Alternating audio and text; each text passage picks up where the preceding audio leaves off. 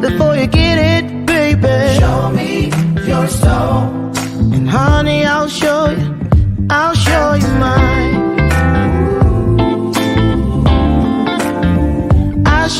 mine.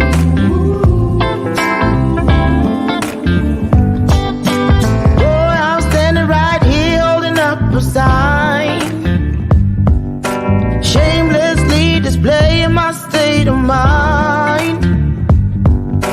You walk right past me, pretending like you don't see what's yours for the taking tonight. Ooh, show me your soul, baby, I'll show you mine. Show me your soul. Can't you see it's way past time? How expensive do I have to be? I mean, I spell it out before you get it, baby. Show me your soul. And honey, I'll show you mine.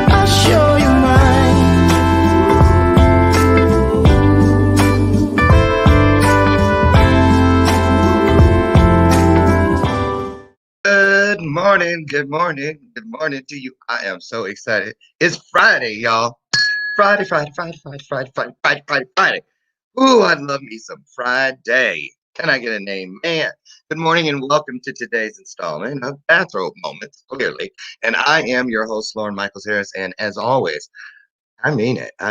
From the bottom to the top, from the rooter to the tutor, that there's no place I would rather be in the entire universe than here with you all right now, sharing our souls with each other, having that conversation with each other, and taking it to a new level. So, different kind of week, the inauguration, all this stuff. We're prepping here in Chicago for the polar vortex that they're predicting is coming. It's supposed to be 1 degree today outside here, and it kind of feels like it might be. I haven't officially checked, but how are things shaping up in your neck of the woods? I'm so happy that you're here. We've had a great week here on Bathrobe Moments, and today is no different. I have a wonderful guest. His name is HERNIN.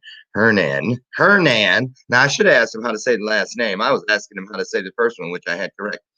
I'm going to give it a shot. SIAS. Shake your head in the green room. Kind of SIAS. SIAS is more like it. Okay, so HERNIN, he's one of the two brothers of the wonderful podcast and brand Business Bros podcast, and he's here today to give us a bunch of insight about business. And even if you work for someone else, if you're currently building the dreams of someone else, there are things that you can learn from this guy that'll help you be a better contributor to wherever it is you make your living. And maybe, who knows, maybe even open up that door so you can step through and start building your own dreams. How's that sound? That's the Bell of Purpose, you guys. It's been here for 3 years of the 5 years that we've been on the air. And I would say 5 years. This is season 5 from January to December. So it's a full year. And the Bell of Purpose, the 3rd year running. Why is it here?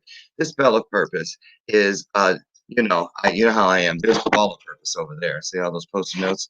I feel it's important to remind myself every day that nothing is happening in my world by accident. Everything has a number and it has a place, as it is in all of our lives. It's on purpose. So we should use it, deal with it, give it away, share it on purpose. So the bell is to remind us that when you hear it, someone somewhere, either a guest has said something, maybe I, in the middle of a senior moment, has said something that's worthy of a second walk around, or one of you out there has put a comment up that is just platinum, right? No gold here. We go for platinum. Only the best for you guys and all of us here. So, speaking of Clubhouse, have you guys participated? Are you up on this new thing, Clubhouse, you have to have an iPhone, they say. Some people say you can use an Android. I don't know. I have an iPhone. I've been listening, watching, if you will, as a fly on the wall. And wow, I just left the room where Grant Cardone was in there. And but there's a bunch of great content on there. Check that out. Let me know how you feel about it. Also, you guys, it is 1 week today that we had Brett Weiss here of the Wise Scholarship Foundation. You know what we're trying to do, 30 days, Bathrobe Moments. We are going to raise $3,500. We're right around 300. We got a ways to go, but that's okay. We're going to get there. Maybe one of you is going to win that mega thing tomorrow night and just take care of an entire village, right? $3,500 gives one of these worthy children an entire 4-year education, books, clothing, the tablets, room and board, everything they could ever need. A little spending money, a stipend they get every month to buy toiletries and things like that. Only $3,500 takes the kid from 9 through 12 grades, and then they have to get into university. And so I love what Brett Weiss and the Wise Scholarship Foundation is doing here. Some of the boys and kids that are a part of this program. So if you have a few dollars or whatever it is, this is a modern day stone soup experience where whatever you bring is necessary. When we each bring whatever we can and we put it in one collective pot, you'd be surprised how many can feast, right? Okay, so I'm going to throw this really quick up on the screen, the connector. So you can head over now and get that out of the way from the top. Get that out of the way. Head over to wisescholarshipfoundation.org and make your donation today. And remember, until the last day of this month of February, January. Well, it ends actually the 17th of February because we didn't start at the top of the month. But we're going to raise $3,500, and I know we can do it. Can I get an amen? There we go. So, HERNIN is sitting back there, and I don't want to wait any longer because I just know this guy is going to give us so much insight, content today about how we can do better, be better, and have stronger bones within the infrastructure of our businesses. So put your hearts on the screen, put your hands together, and let's welcome HERNIN.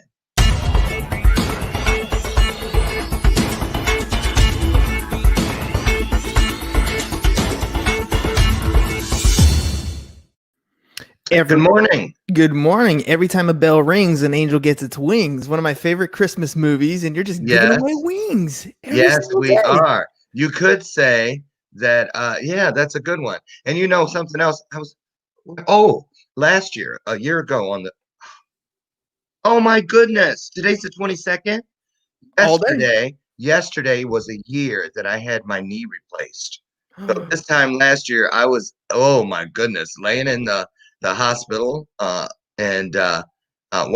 my leg's so good now, I forgot I even had it. But when I was in there, every time a baby was born, you would hear, da da da da da, and I was like, what is that? Because it sounded like, the upper room to me. I thought somebody was going the other direction, but instead of going out, they were coming in. So yeah. It's a matter of perspective. Some say that the light you see at the end of the tunnel, at the end of your life, is the light you see when you're going into life. So, I always believe that life is a matter of perspective, right? There's really is. Downs, there's peaks, there's valleys. It's kind of like a photo album. A photo album is like a Facebook or an Instagram of today. All you see are the happy moments. But what makes life valuable and enjoyable are also the lows. You can't experience what good is if you don't experience the bad. No, you can't. You cannot. It's perspective. And, I'm going to have to come back and hit something. I'm ringing the bell so we can back the car up to that light at the end of the tunnel. Now, you guys know how I am here in my platform across the board about words and phrases that deceive. Just want to say something about that light at the end of the tunnel. Trickery. First of all, the only time that works is if there is already a tunnel dug. You see what I mean? Yeah. But most of us, our jobs, our challenges in our lives are to dig our own tunnels. So you can't go in expecting there to be a light at the end. That's if you're following someone else's dream. You're building their dream. Yeah, there's probably going to be a light at the end. But as an entrepreneur, you got to dig the tunnel for all the people that are going to come for your products or services to see the light, to get through it, to get to you. So I say this: don't go in looking for the light. if you if we were to pull up a picture of a miner or some YouTube footage, somebody going into a mine to do just that, they're not going to have that light in their hand. They're not going to hope it's already in there. They're going to have it right here on their forehead, so that every place they look and turn, they are one with the light. And I prefer to look at it like that. That the light is with me. You know what I mean? And so I go in and dig and dig again. Because we are one with the light. Just my take on that. What do you guys think? Drop in the comments. Yeah. Well, I like that. I like that because I do believe that you as an entrepreneur need to go and tread your own course, right? I do believe that. However, we also live in a time where, there's 7 billion people on the planet. There are other people who have achieved a level of success that you have. And oftentimes you can look up to people who have achieved that level, and you may not follow the exact tunnel that they had, but there's a good little outline of how they did something. It's, the difference between modeling and copying. I don't expect you to go and copy somebody. Copying somebody is not a good thing, but modeling things like their behavior, some of the things that they've done in their life, some of the organizations and foundations that they've put together that inspire them to continue moving forward. Those are all good things. Those are all good guiding lights. And sometimes your light might be a little dim because maybe you don't have the confidence that you need, but these people can inspire you. They can show you that they too were once in a dim place, but look at what they've come. Look at how bright their light can shine. Absolutely right. And here we go. I love it because you just opening up all kind of doors for me. Listen, I tell you about that dim light too. When the light is dim, Hernan, am I saying the name right? Yeah, Hernan, it works. Hernan. It's been all over the place as a guy growing up as a kid. Tomato, tomato. Okay. Hernan. So my theory on the dimming of the light is this. Let's say it's in your hand and you can, like a flashlight. A lot of us, for various reasons, fear being the most primary, we stay at a vantage point, a safe spot, we're distanced from let's say where the people that we're helping are at the edge of the dark forest. It's scary, it's ominous, you don't know what's inside. And we're like, here you go, from way back here. The further you are from the scene, from the entry point, the dimmer your light. So I believe, when we get up there right next to each other, you can't yell from this over to the don't go. Hey, you can't do that. Too late. They already did it. So, get up next to people. Not above or below, but beside. Because when we stand beside each other, I don't care how dim the battery charge is, you're going to have enough light to spread across the pathway so we can see together, so we can walk together and be there arm in arm, heart to heart, knee to knee, soul to soul. Show me your soul is our theme for this year. And I know you're going to show us yours today. I had to throw this up on the screen one time. Somebody in the comments said they missed it. They were going to check back. There it is, yscholarshipfoundation.org. Thank you for whatever it is. You're going to go over there and donate. Thank you, and thank you again for helping these kids. So, Hernan, tell us a little backstory. How'd you get started in this? Where'd you grow up? Where are you? I know you're on the West Coast. Let's put it all out there real quick, and let's get started talking about how people can get what they need to get where they need to go in their business. Yeah, I was born in LA, Los Angeles, California, but I was raised here in San Diego, California. So San Diego is my home. I got family still up in LA, but for the most part, I'm a San Diegan. I'm a Charger fan. They moved over to LA, so it didn't hurt me that they moved to LA, but it hurt me that they left San Diego, right? Okay. So home is home. So anyways, growing up, the only thing I knew about money was that we didn't have any. Right. Okay. We were broke. I was born in 82. In 87, my dad decided we were going to move to San Diego. He wanted to make sure, for those of you who are old enough to remember, growing up in the 80s in LA was probably not a really good thing. There were a lot of gangs and, a lot of things going on around that time. So dad wanted to move us out, and he sent us over to San Diego, and he had a job over here. But within, a couple months of us being here in San Diego, his company that he was working for went under. And so we had a period of time where we were literally homeless. We had they shipped us as kids back to, aunts and uncles to live for a while. And my parents decided that they were going to start over here in San Diego. And so, that was one of my first major experiences in understanding what you have and what you don't have. My parents never really hid anything from us growing up. I remember, my mom's a very religious woman. She's Seventh-day Adventist. So we were going to church not only on Saturday. Yeah. I was raised Seventh-day Adventist. Small world, right? I went to church school my whole yes. Don't make me break into a verse of "Day is dying in the West." Well, let me tell you, like my family, the Baldwin Park Church in LA, in Baldwin Park, right? My family pretty much runs the show over there. My mom does a food bank over there. They feed over 400 families a week. And growing up, it was not just Saturdays. I went to church on Fridays and Saturdays and Wednesdays. I mean, it was crazy. We did Pathfinders. We did all kinds of Oh, I cool stuff. love Pathfinders. Yeah, it was awesome. I mean, Yes, what a great yes. experience. For those of you who don't know what that is, it's like Boy Scouts, but Boy in church. Scouts for Yeah, church. it's super awesome, great experience. So Yes, we yes, spend a lot of time giving back. And even though we didn't have much growing up, there was always a perspective there, right? We were right here next to the border. So we would do missionary work all the time. We'd gather all kinds of stuff, whether it was clothes or food or whatever, and we'd go down south. And even though we weren't well off here in San Diego, when you go across the border and You're you rich. see the life that they're living, it really opens up your perspective on things. I mean, we would sit at the border coming back. And for anyone who hasn't gone to Mexico, when you're sitting at the border coming back, there are all kinds of peddlers selling things, right? And that's cool that you can understand. People are trying to make a living.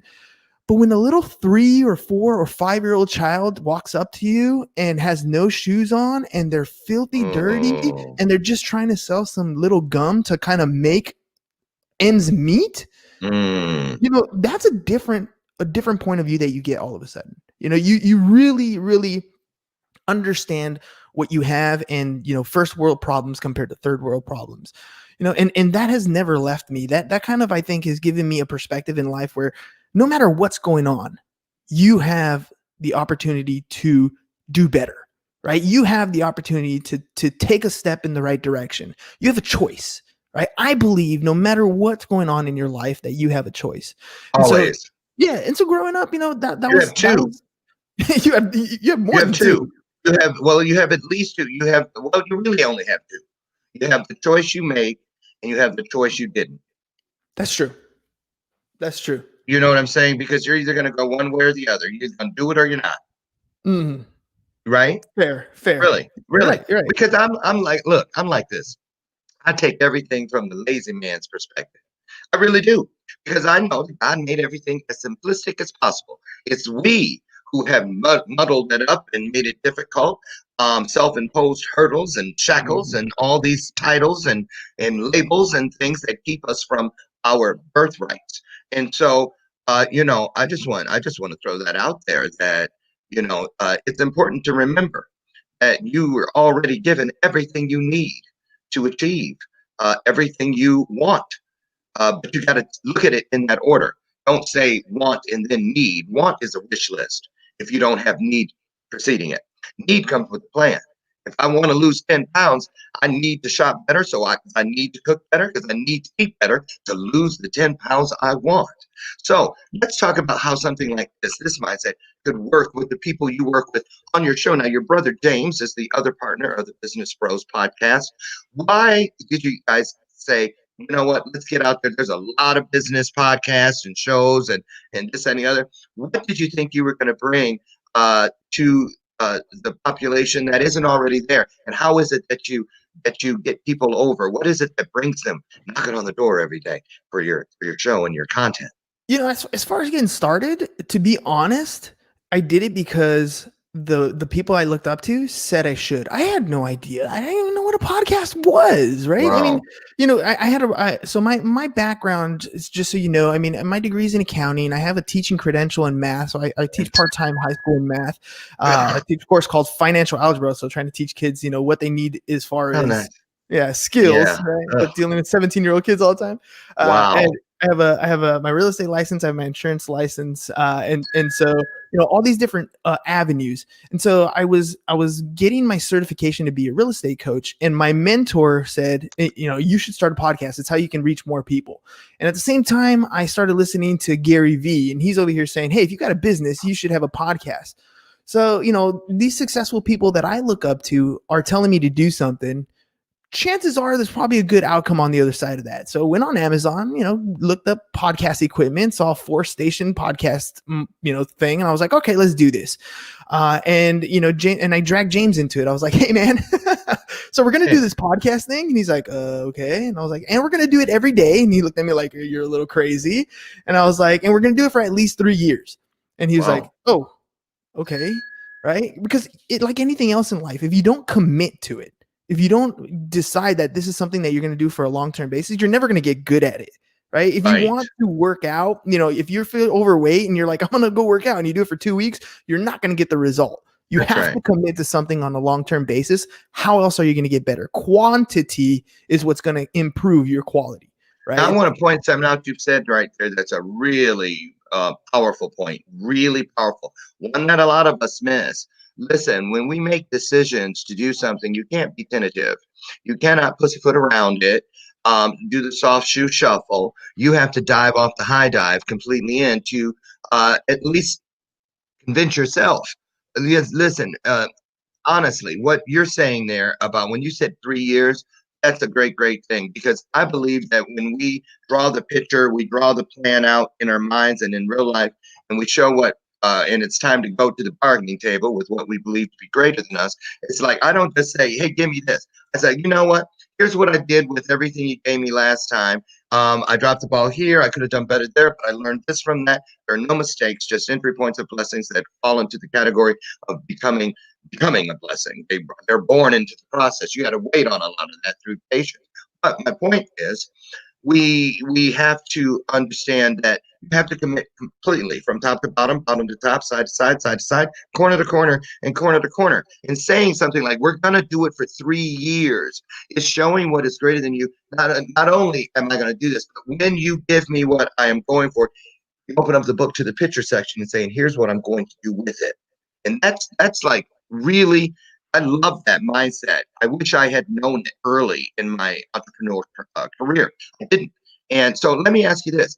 Did you come to that statement, 3 years? Why did you choose 3 years? And did you ever, what was it?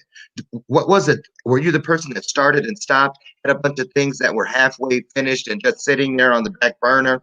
What was it that made you think it was important to put this time slot out there and stick to it? Yeah. So, I mean, we talked a little bit about guiding lights earlier, right? Mm-hmm. Malcolm Gladwell has a great book called Outliers. And in it, he talks about the 10,000 hours that you need to complete in order for you to become a professional or, an expert in any given field. And so if I was going to get into podcasting, I was like, well, who's doing it successfully? And at the time, and still today, Joe Rogan's kicking some booty, right? That guy's tearing it up. And so when I started in the podcast space, he was at about 1,000 episodes. And so I thought to myself, well, if I can get to 1,000 episodes, I'm going to have a skill level above a lot of other people. So how do I get there, right? How can I do that? If I commit to doing this every single day and I'm going to get behind the mic, and I know at the beginning it's not going to be very good, but that's okay because I'm going to get better over time, then I'm going to achieve a level that most people cannot. And you're absolutely right. I mean, one of the reasons why I have multiple licenses in different spaces is because I learned that I can get paid when I refer somebody over to something if I have a professional license in that space. But another reason is I would try something. I'm like, I don't like this, and I'd move over to something else. That's a flaw that we all have. I learned, I forgot who said it, but they talk about the pit of despair. It's like you have this great entrepreneurial idea, right? You're in the shower, you're like, oh, something, the light bulb goes off and you're super excited, which is awesome. So what do? You get down, you start Googling, you start doing research. This is going to be the next best thing, the next Uber, and it's awesome. And then you start getting to work a little bit and you realize that your idea actually requires some effort. Right. And so this effort starts to not only just be, a little bit of effort, you start to hit roadblocks, you start to hit obstacles that get in your way, you start to hit some walls. And so what do most people do? They enter what's called the pit of despair. They are like, yeah, that's a lot of work. I don't think this is going to be for me. I don't know. This is kind of difficult. And then they're taking a shower and guess what? The next idea pops in their head. And so they just circle around that spot. They never actually get to anywhere. Whereas if you read about successful people, they hit that hurdle. And instead of hitting the wall and turning around and going to another idea, they start to break down each brick. One by one, they knock down that wall.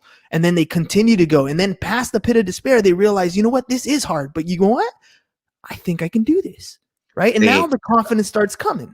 And well, then they push through and they're like, you know what? Not only can I do this, I am doing this. And now they reach a level of success. But that comes with that long-term dedication to getting better and putting in the reps, right? Getting that practice that you need to do.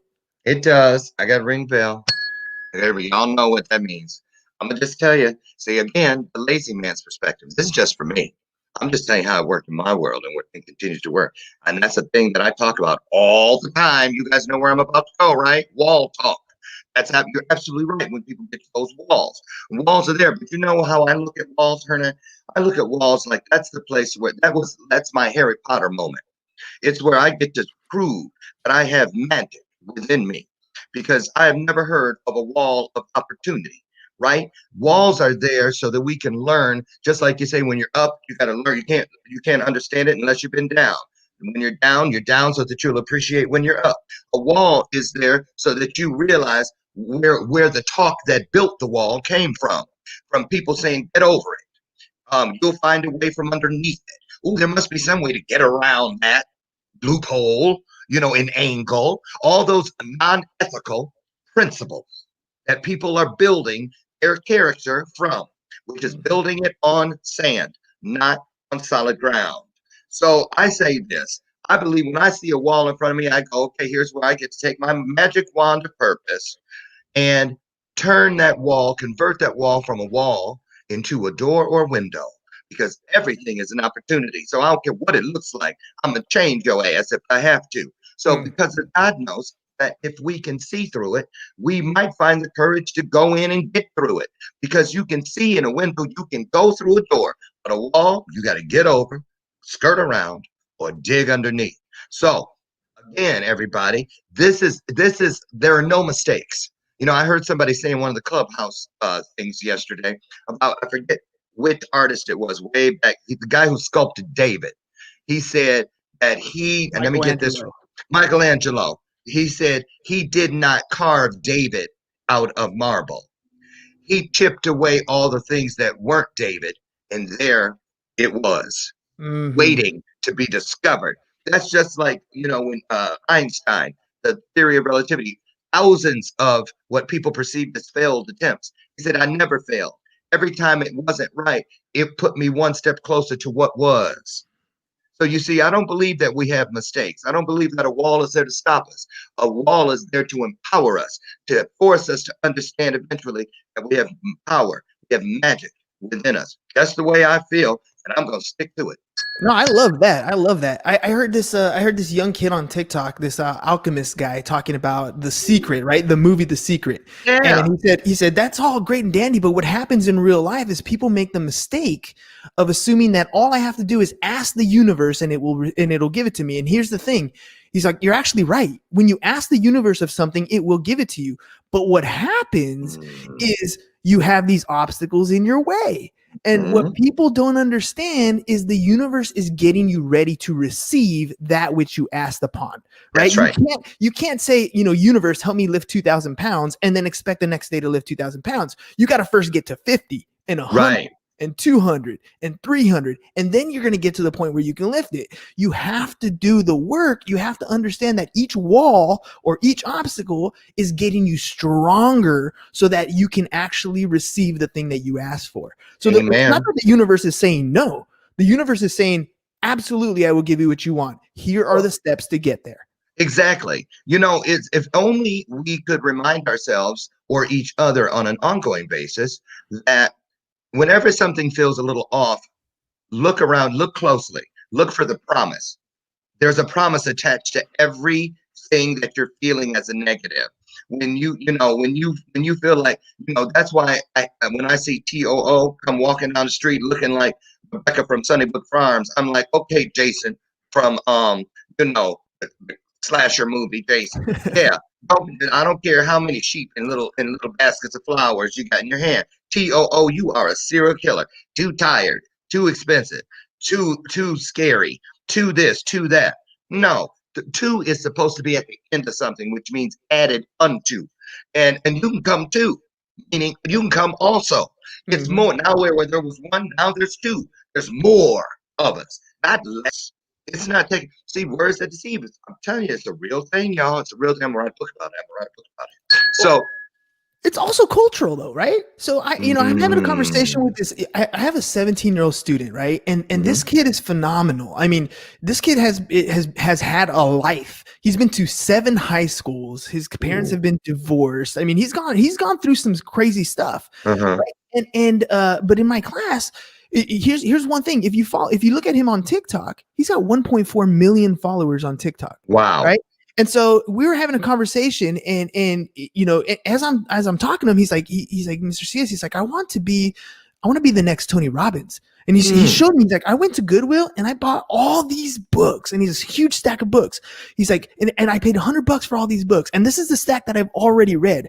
And this is, he's going to do a TED talk in August. Like, there's a lot of things that are going on. And so I turn around, I'm like, look, Jaden, I'm going to invest in you. I'm going to work with you, because amongst all the people who say they want to do Mm. something, you are one of the people who are doing something, Doing it. right? And there's a big difference. Anybody you talk to is going to say what they want. It's easy to wish. It's different to take action.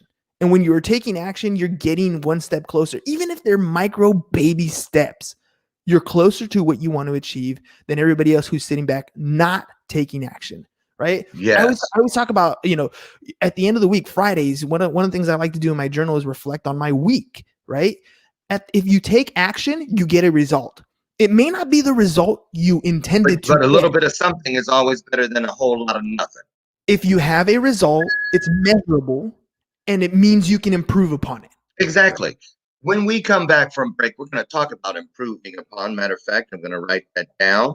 We're going to talk about income streams, why they're even called that. And we're going to try to peel the onion a little bit, if we could, on things like what Lori Whitney is saying, that one of her problems is learning technology. We're going to learn from HERNIN what to do if you feel a little intimidated about this brave new world known as being an entrepreneur. So what I want you to do is get on the horn and fight somebody. It's gonna go moving at 100 miles an hour as soon as we come back from break. So you don't want to miss any of this. Hernan, we'll be taking questions from the crowd when we return. Everybody, stay put. We'll be back in 2 minutes. Don't you dare go away.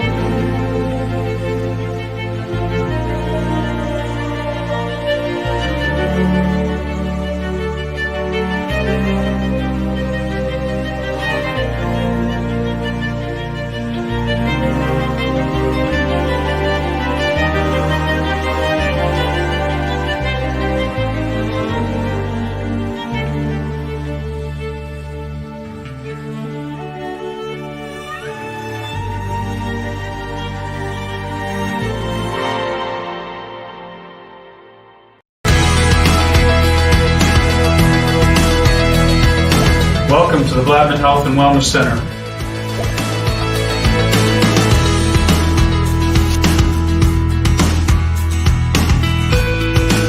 In order for your fingers to do this really fast, you have to hold your wrist really still.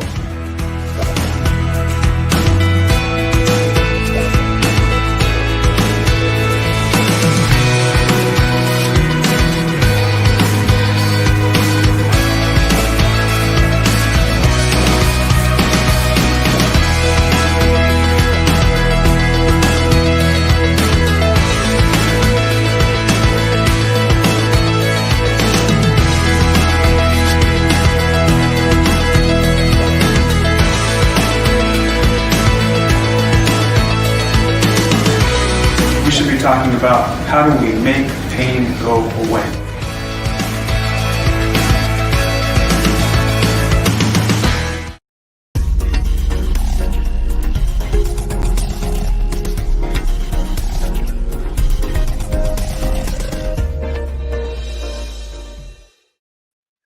Welcome back. I'm your host, Lauren Michaels Harris, and we are in the midway point of today's installment of Bathrobe Moments. Our guest today is HERNIN SIAS, and we're going to get him back in here. First of all, let me say thank you, and thank you again to both of my sponsors for this week, the Latin Health and Wellness Center in Cincinnati, Ohio, and also New York City, New York. Thank you so much. Take a look at their great event coming up on February 6th. Your pain can go away. Dr. Howell will actually be back next week to talk more about what they're doing with that wonderful event. And also, I want to say thank you so very much to our newest sponsor, Intention Pen. Intention Pen will, we're going to talk more about that. I have one coming in with it. It's encrypted and everything. I'm going to talk to you guys about it when it arrives. I just love this sponsor. I love their product, and I think you will too. So thank you to both of our sponsors. And our guest is back.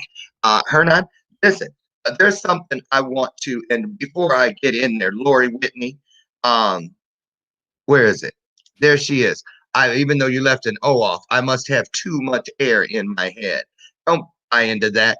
The promise is we're never given more than we can handle. So wherever TOO tries to tell you it's too much, it's a liar. Okay? Put it at the end of the sentence so it can add unto you. That's that. So HERNIN, so talk to us about, I know every year in the first week, I did it again this year, and the same outcome came from it. I always post a question, who would you point to and say is most responsible for anything you did not accomplish last year? And 90% of the people say, me. Talk about that. What is it that it keeps pushing us in front of ourselves? Oh man, it always comes down to, why is it that you get up and do what you do every single day, right? Why? And I've been trying to dig deep into that why, something that drives you. And for me, it's always been a choice, right? I just have a choice. I choose to, when my alarm goes off, it goes off at 4:20 in the morning. I choose to get up at that time. Right? Why? Because I want to be in better health. I want to have that energy that I need to do. Why is it that I hop on my podcast every day? Because I have a choice. I have a choice that I get to meet somebody new and learn from this person's perspective, this person's journey, this person's inspiration. It's almost like the Matrix. I get to plug them into the back of my head and absorb everything that they're giving me. It's a cheat code for life. It's called history. It's his story, right? It's stories of people going throughout the life. I mean, prior to the internet, prior to the written word, the way we passed on our information was through story, was through people telling other people what happened in their generation. Right. And so, that art is not lost. It's been modified, but it's not lost. And if we can have those communications with other people, if we can learn from other people, if we can listen to other people, you're not going to see Democrat and Republican. You're not going to see rich or poor. You're going to see people. And people are going to show you what they're doing, and you're going to resonate with people in a different way if you're able to have conversations. And so I enjoy that part of life every single day. And I think that's one of the reasons why I get up and choose to actively do that, to get behind this microphone and I learned this from David Meltzer, to be more interested than interesting, right? There's a good one. That was powerful for me. And it turned, one of the things I learned as a podcast host was to listen, right? Most people think, oh, I'm not good at having a conversation. I'm not good at talking behind the microphone. Well, you get really good at listening to people, to be interested in their story. Believe me, the questions will come out of you because you actually want to know what's going on. Right. You're engaged. You're engaged. While you're being engaging. Right. And it's flow. It's flow. It's absolutely flow. Now, and I want to put something in there for people so you can get this, so that what we're doing is, all these tiles that we use to build whatever it is we're building. It's little things like this that you use as the grout that we need to pour in between those tiles so that they can set. So what I'm getting at there is, think about this example. Have you ever been telling somebody something you're really passionate about? You're expressing something that's very important to you, and the entire time you're doing it, you can sense that they're like, okay, because they're not even listening. They're already waiting, like they're playing double dutch with jump rope, like waiting to jump in. And you're like, okay, chill. Just let me, can I finish here? And then and so you're right about that, being interested. really listening. And I think a lot of us miss those things that are headed for us, that were specifically the entire thing, the entire moment was designed for us to pick up something and drop off something. If you're not engaged, you're going to miss your blessing. So let's talk about the podcast now. What kind of people come on the show? Are they Yeah. people that have already made it? Are there people that are in the process? Who are they? I have a wide range of people. So, I've thought about, opening it up to, or just targeting people who are ultra successful. But here's the truth of the matter, right? Those people you can read about, they have books. Those people, you can pull up their YouTube channel. Those people, they probably that. have their own podcast, right? You can go find out about those people, no problem. But what about the mid to low people? What about those people who are just trying to get off the ground? Those people are underrepresented. Not just that. Some of those people will become the cream of the crop, right? And There we so go. for me, it's like, I want to do a show every day and I want to meet somebody new every day. When I got into the podcasting space, I got into it mainly to network. How do I get in front of more people to tell them what it is that I do, right? How do I get in front of more people to do that? And what I realized early on is if you're in sales, prospecting is not the easiest thing to do. I try to get somebody on a 5-minute conversation, ask them, hey, can I take you out to a cup of coffee? They're gonna be like, sorry, I got my own coffee at home. I'm good, right? I'm good. Get 9 out of 10 no's. But when I said, hey, would you like to be on my podcast and talk about your business and your story and what it is that you're doing? All of a sudden, I was like 9 out of 10 people were saying yes. And the one that was saying no wasn't because they didn't want to promote themselves. They were just like, I don't know, I'm kind of nervous to be behind the camera, right? It wasn't no because of what we were doing anymore. So you switched it. It became, before when I was prospecting, it was, hey, prospect, me, give me time for me. And now it's like, hey, prospect, you are amazing. You're doing something great. More people should hear about what you're doing. Would you mind coming on my show and sharing what you're up to? I mean, the mindset shifts, right? And it opened up the doorway. Now our show books up 8 weeks in advance. So to get on our show, it's 8 weeks out. And but I meet somebody new every single day. Now, some people are at the beginning of their entrepreneurial journey, very early on, they have an idea, a concept, and this is my opportunity to become a coach, right? I get to direct them in a direction or open their eyes to something they may not have known or connect them with somebody who might help them. And on the other side, there are people who are really successful, who have multi-million-dollar businesses, and they're on their way out of the entrepreneur space. And it becomes the other way around. I get to learn from them. And I get to connect with other people in their network. And so it's become a powerful tool of becoming a network builder rather than just trying to make a sale.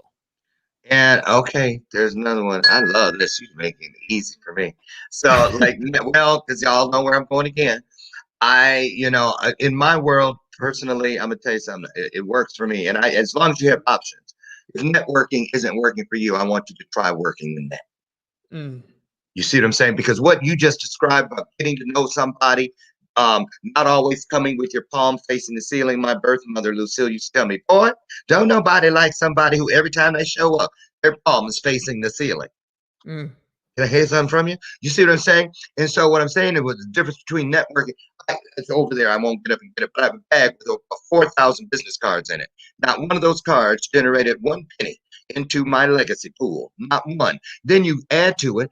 When I took a card, I usually gave one. And I had those big old thick move cards because I didn't want people picking their teeth and cleaning their fingernails with my business card. So I made those joints thick, right? So I was paying a little bit. I don't remember ever getting a call from a card that I gave out. So I said, I'm done networking. I'm going to do what we're instructed to do, and I'm going to work my net. I am a fisher of men. That means that I am trying to reach, because when we get access, when people are showing up like here, it's not the number up in the corner. It doesn't matter. When you have access into one heart, one mind, you have access to that heart, that mind, and that soul. And if you have access and been granted access to one, you have been granted access to many. Because what is greater than us? In my case, I call them God, he, she, they, them, those. They're not going to say what's higher than us isn't going to pick and choose. Oh, that one deserves it more than that one. Oh, no, don't give it to that one. Give it to that one. No. So when you get that access, run with it. So I want to ask you this. When people come to you and they're feeling like, okay, what about outside validation? I have an idea. Hernan, I have a great idea for a business. But every time I tell somebody, they go, I don't know. How important is it to make sure that the people you're running your bright ideas past for a number of reasons are healthy enough to hear them? Oh, I love this question. So, in my class prior to COVID, one of the things that we would do every day was I would have my students write in their journal, and I don't read this journal. This journal is for them, and I tell them, look, I don't care what the idea Love is, that. write it down, right? Mm, And the problem is because you're gonna have this great idea, and you're gonna go home and you're gonna share it with the people you love the most, right? You're gonna share it with mom, dad, friends, whatever it is, spouse. So, but what happens is you're sharing that idea, you have a clear vision in your mind of what this idea is going to be. The problem is you haven't really worked it out so that you can explain that clear vision. So the people you're explaining it to do not see what you see. And all they want to do is protect you. They want to make sure they want to keep you safe. And naturally, the way they keep you safe is avoiding the risk. And so it's not that they don't want to help you. It's just that you haven't really fine-tuned the vision or the presentation of that vision to get people on your side that have no way of seeing that.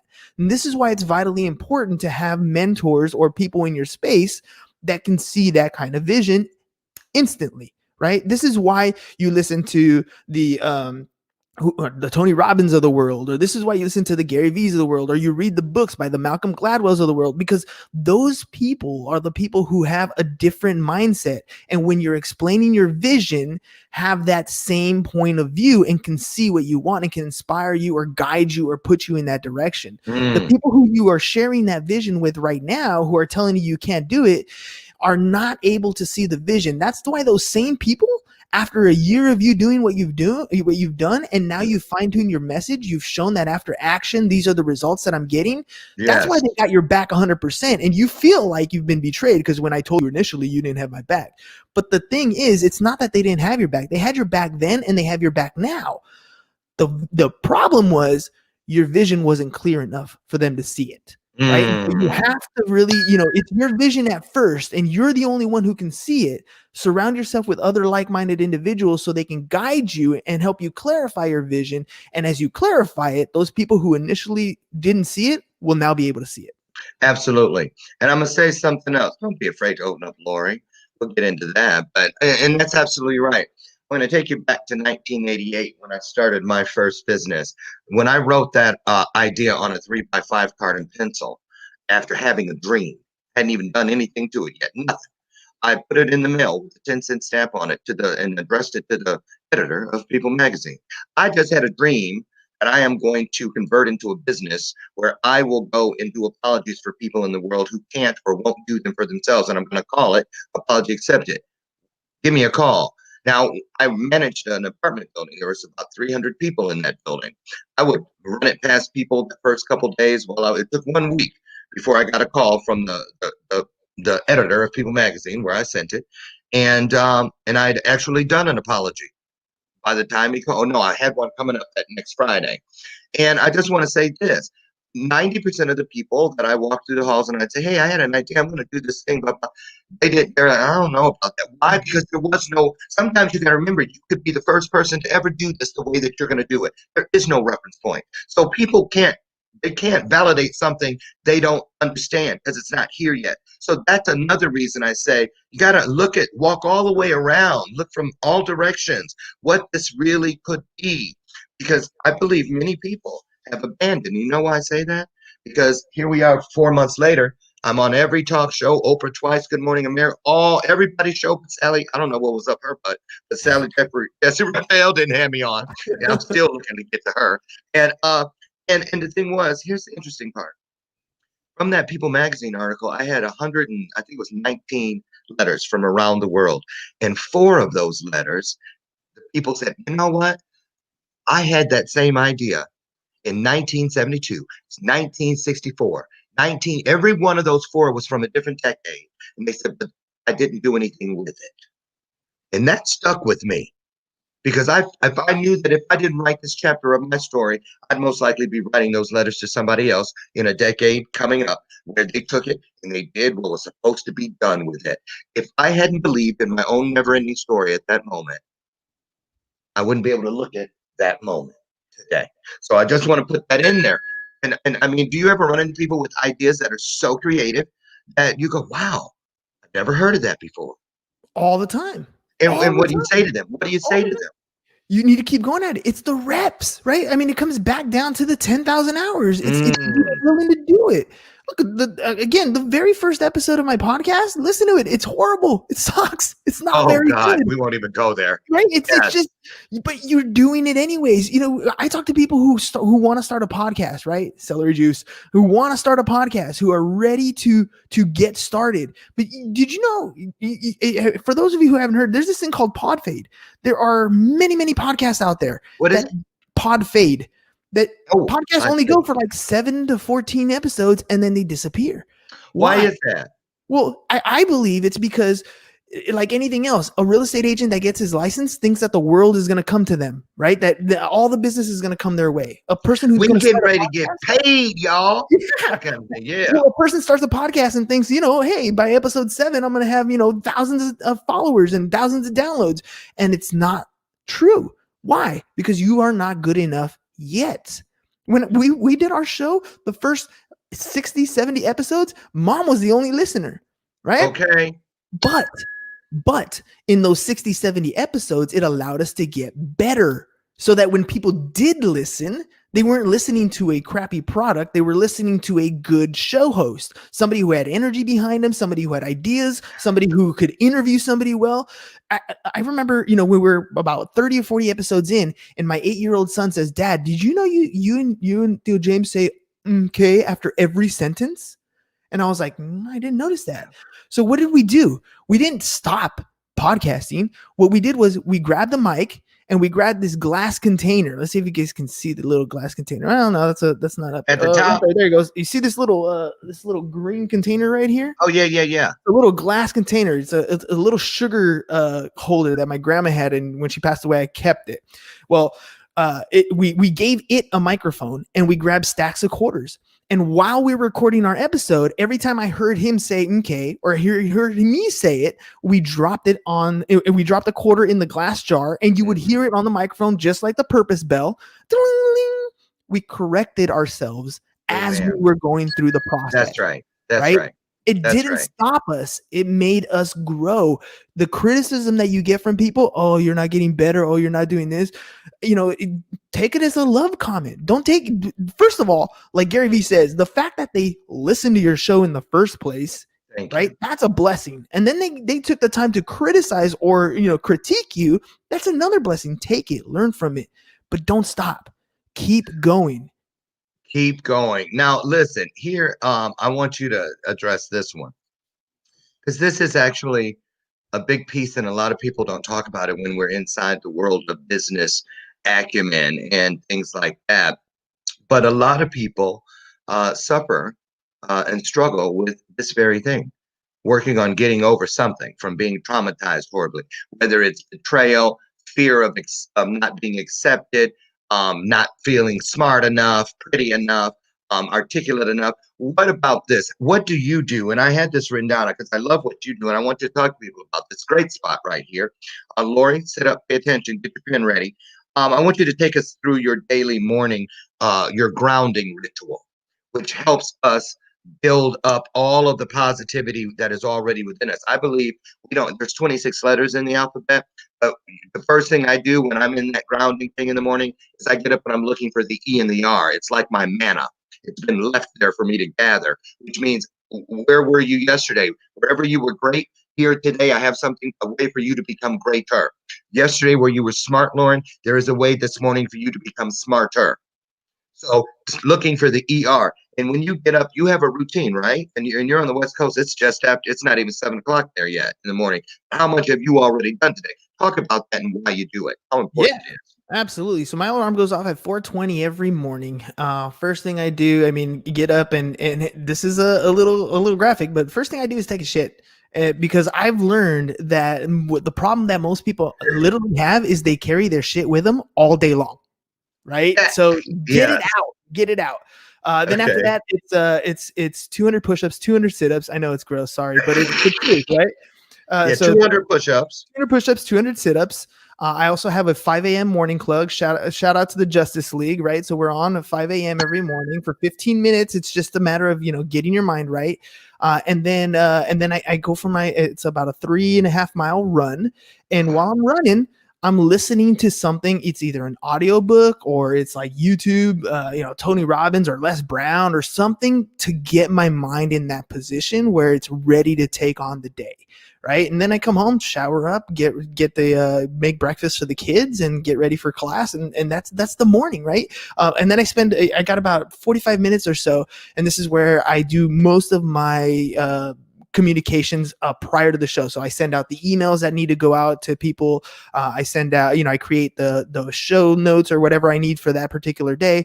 And all that is done before my actual day gets started. Wow. Right. So it's why do already you do that? Why do you do all that?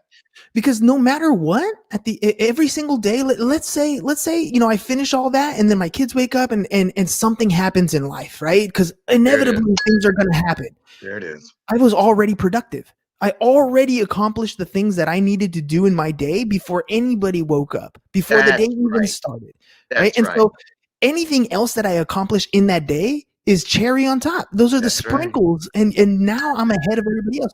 2 hours a day, right? It's really about 3 hours, but if you wake up 2 hours a day, right? 2 hours a day, 5 days a week or 7 days a week, that's 14 hours, right? Yeah. You start extrapolating the math out. I work an extra month a year than everybody else just from waking up 2 hours earlier. There you go. There you go. Take it with you, you guys. Back the car up, put it in the trunk. Tell us about when people can find when do you air the podcast? It's on the screen at Business Bros Pod. Tell us where they can go to tune in. Absolutely. So at Business Bros Pod is our social media handle. So every single social media, if you want to find us on Clubhouse, on TikTok, on Instagram, on Facebook, on Twitter, whatever it is, it's at Business Bros Pod. Our website is businessbros.biz. You can go there. There's also links to every single platform that you want, Spotify, iTunes, all that sort of stuff. And our show airs every single day, 4 p.m. Pacific Standard Time, Monday through Friday. So today we're going to have the very own host right here, Mr. Lauren here. Tonight, right? So it's he's gonna be episode 652, ladies and gentlemen, 652, and we're excited to have you on the show. And it's funny because we're on extremes, right? I'm at the end of the day. You're for me, it's in the morning over here. Right. But I'm excited to have continue this conversation on where it's going. And again, look, I'm here. The only reason I'm here is because I took the steps to start my own show and to make connections with people. That's the only reason. If you looked me up 3 years ago, there would be zero digital footprint for me. But now, now you Google Business Bros, you Google my name, you Google some of the guests that have been on my show, our content shows up. Why? Because we're doing it every single day. No matter what you want to do in your life, take an action. I understand happens. I understand that big things happen in your life, but the truth of the matter is, and what most people won't tell you, is that at some point you need to make a choice that's not going to knock you down, that you're going to do something different, right? And there's a lot of people who will pity and will help, loathe in that situation, but until you make a choice to change, nothing's going to change for you. You have to make that choice. As hard, as difficult as that is, you have to make that change. Nobody can do it for you. Nobody can. Awesome. Hernan, man, I hate that we're out of time. We'll have to get you back here, maybe even drag James along next time. Absolutely. And I want to thank you for what you're doing, what you're offering, and how you're helping the world to be a better place. And all of the great content, you guys, head over to businessbros.biz, take a look, and also check the podcast out. And I'll be there with you later tonight. I want to thank you so much for all you do. And thank you for coming to Bathrobe Moments today and showing us your soul. It has been a wonderful, wonderful time. And you have the turnstile invitation, which means you're welcome back anytime, okay? Oh, thank you. All right. You guys have a great weekend. Get out there and be the blessing you'd like to see in the world. Join me Monday morning. I'll be back, God willing, at 8 a.m. Central for our Monday edition, where my guest will be Bruce Bickford. He is a friend of mine from the past. Bruce Bickford knew me before my 14-year drug addiction. Bruce Bickford knew me before incarcerations and all the things that came with it. We're going to talk about that. I knew Bruce Bickford before I met my birth mother. So we've all gone through a lot of things since then, the both of us. We're going to talk about that journey and what it means to have people that sit in the front row seat of your life, all of your life. We'll be back Monday morning. Get out there and have a great weekend. Hernan, thanks again, man. Thank you. I love you. Bye, all.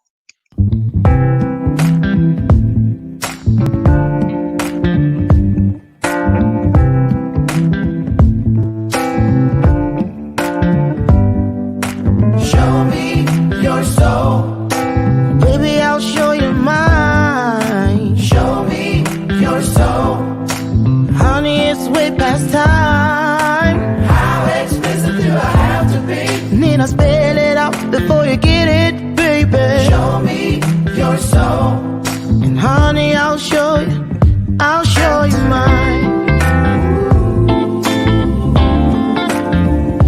show you mine.